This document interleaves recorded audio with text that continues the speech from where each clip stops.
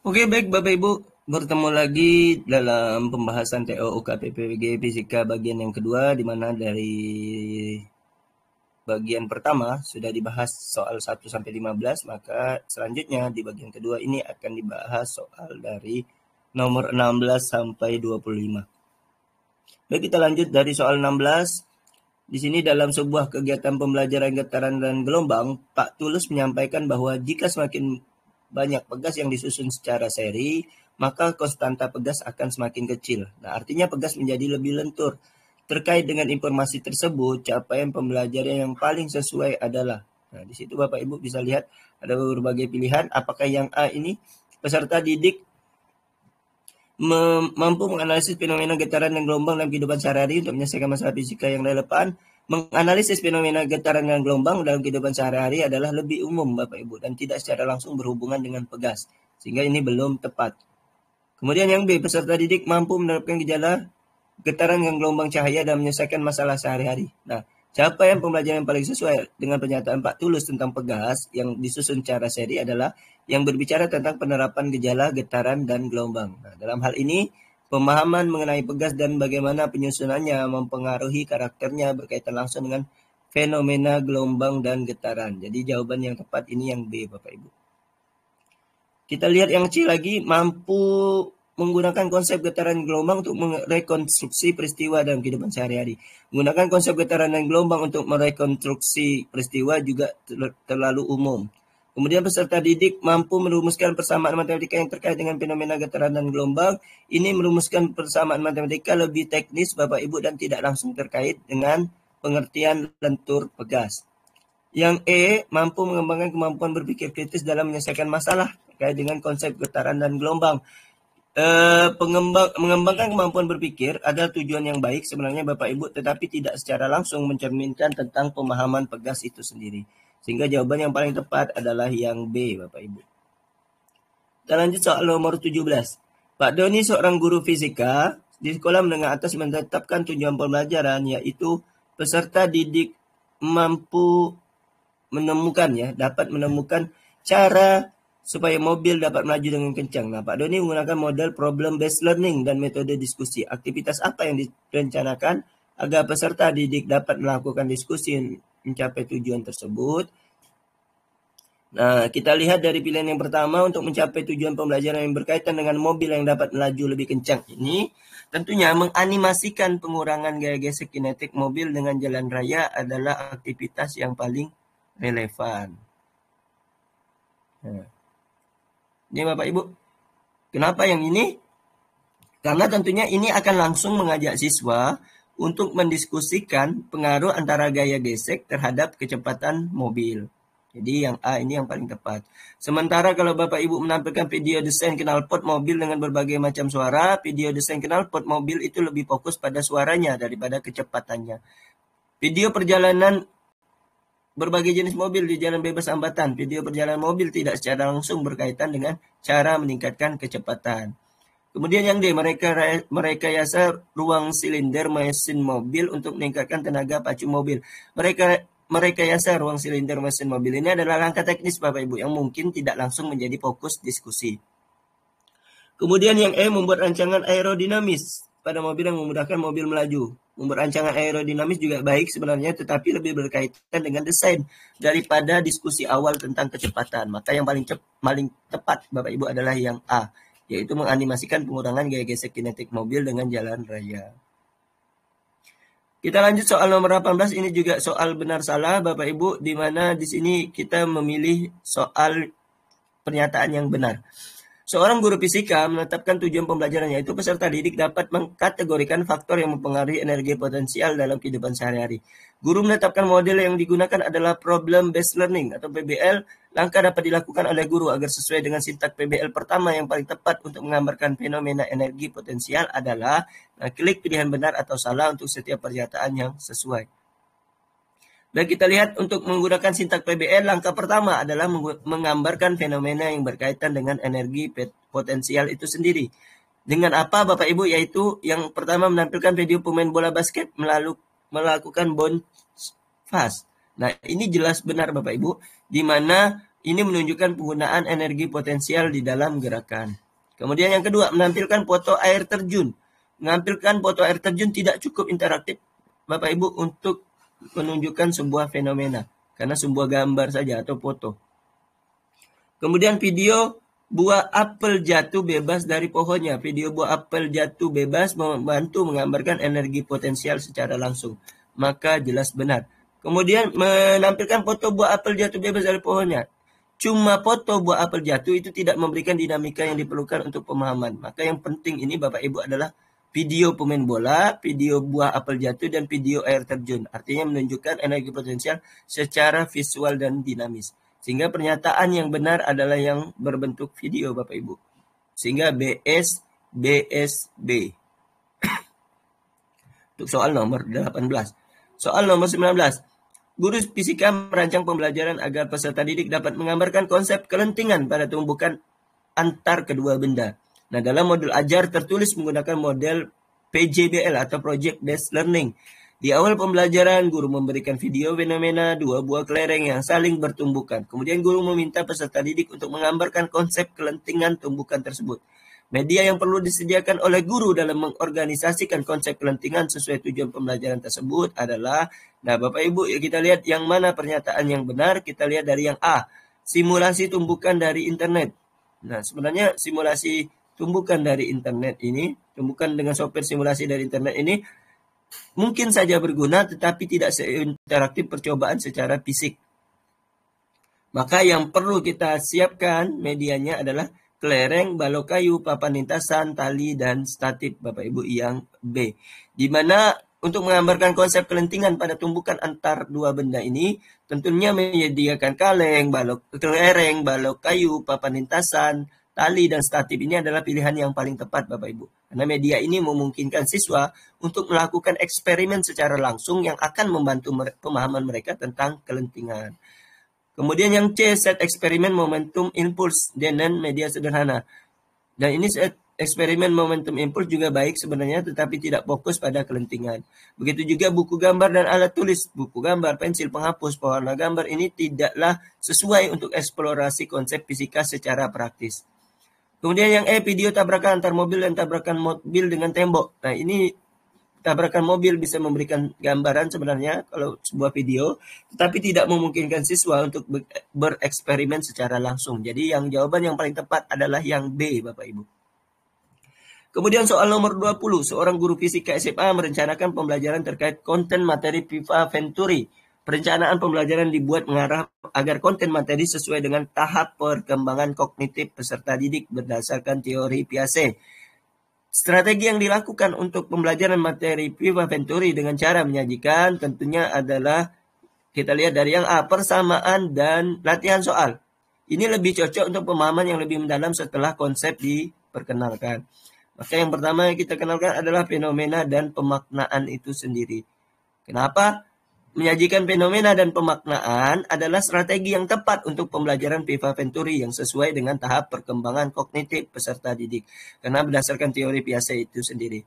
Nah, ini akan membantu siswa memahami konsep melalui observasi dan analisis terlebih dahulu. Kemudian pilihan yang C, definisi dan persamaan. Mungkin saja lebih teknis dan tidak cukup memperkenalkan fenomena itu sendiri.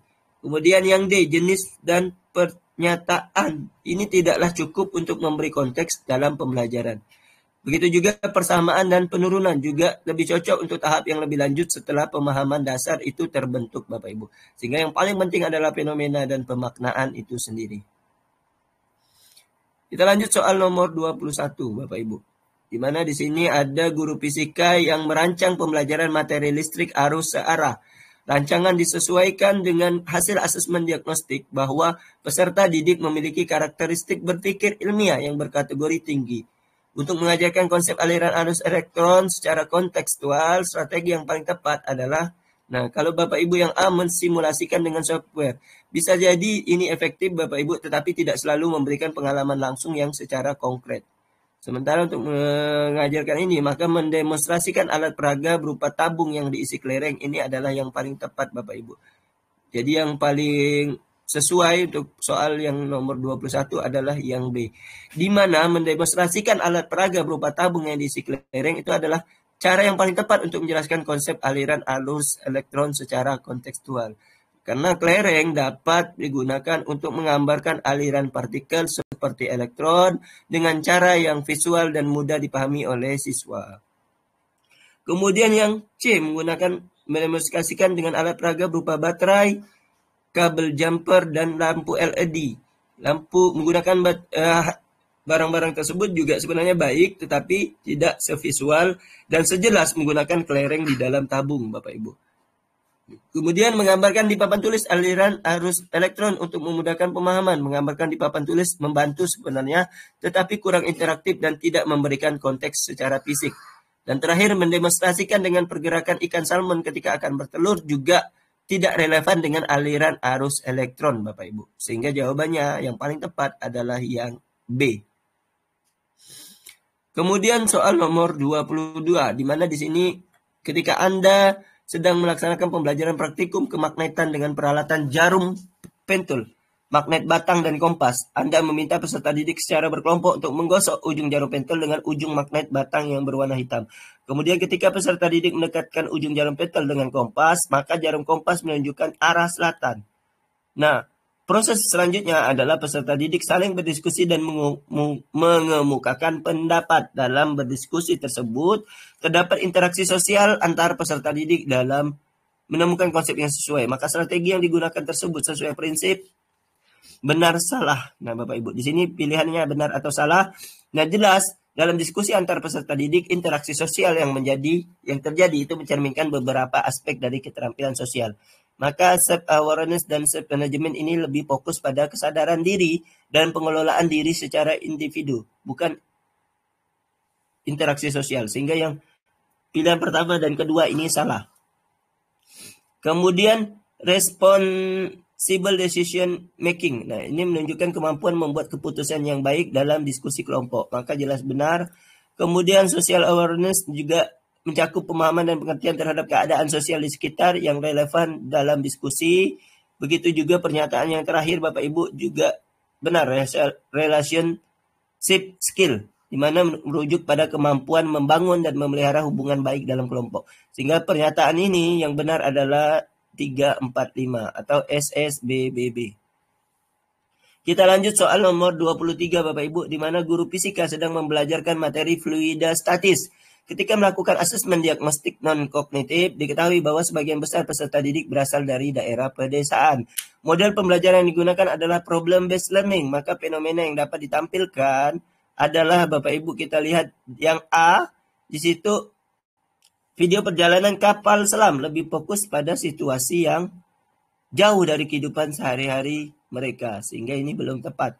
Video orang yang membendung parit. Nah, ini tepat, Bapak Ibu, gimana orang yang menampilkan video orang yang sedang membendung parit ini adalah fenomena yang paling relevan untuk peserta didik dari daerah pedesaan.